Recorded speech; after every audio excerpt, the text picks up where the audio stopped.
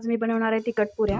त्याच्यासाठी मी हे गव्हाचं पीठ घेतलं आहे, ज्वारीचं पीठ, बेसन पीठ आणि हे तांदळाचं पीठ हे मिक्स करून मी आज पुऱ्या बनवणार आहे। त्या भरपूर दिवस 15 दिवस टिकू शकतात अशा पुऱ्या। त्याच्यासाठी हे मसाले लागणार आहेत। त्याच्यासाठी मी गरम मसाला घेतला आहे, कसुरी मेथी, लाल तिखट, मीठ आणि हळद, आणि आपण त्याच्यासाठी तेल घालणार आहोत। मोहन घालण्यासाठी तेल गरम करते, हे मिक्स करून घेणार आहोत।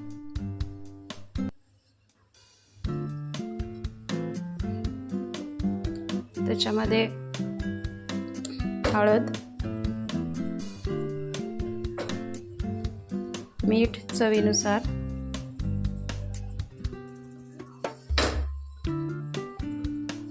कसुरी मेथी ती बारीक करून घ्यायची जरा,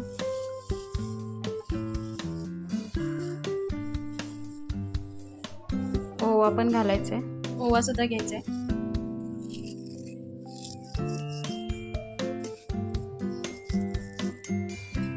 लाल तिखट हे सगळं चांगलं मिक्स करायचं आहे। गरम मसाला हे सगळं मिक्स चांगलं करायचं आहे। त्याच्यामध्ये मोहन घालायचं म्हणजे गरम केलेलं तेल।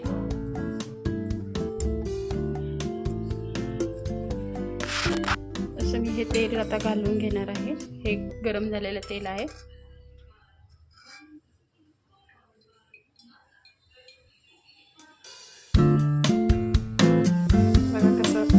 सरसर केलेलं आहे, खूप गरम असं घ्यायचं आहे। तर ह्या पुऱ्या ज्या आहेत त्या प्रवासामध्ये वगैरे आपल्याला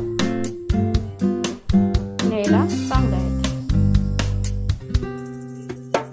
पीठ मिक्स करायचे।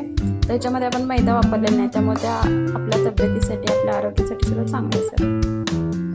आणि 3-4 प्रकारचे पीठ असल्यामुळे सुद्धा ते पौष्टिक बनतात।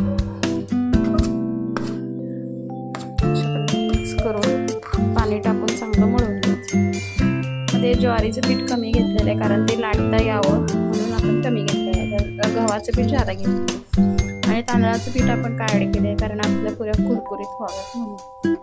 आपलं पीठ मळून झालेलं आहे, आता ते झाकून ठेवायचं आहे 10 ते 15 मिनिटासाठी। जास्त पातळ मळायचं नाही, कारण पुऱ्या लाटता आल्या पाहिजेत, त्यामुळे थोडंसं घट्ट असं मळून घ्यायचं। आपण पुऱ्या लाटणार आहोत, त्यासाठी कसं मोठी गोळ्या असं करून आपण असं चपातीसारखं लाटून घ्यायचे आणि त्या असे त्याचे ग्लासाने किंवा पेल्याने असे गोल गोल काप करायचे, किंवा तुम्हाला जे हव्या त्या आकारामध्ये तुम्ही लाटून घ्यायचे।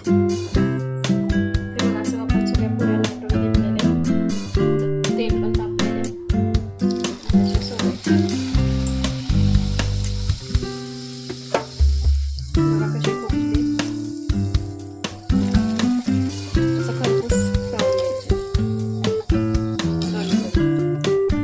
आपल्या अशा खमंग कुरकुरीत अशा पुऱ्या तयार आहेत। अशा मस्त आपण चहा सोबत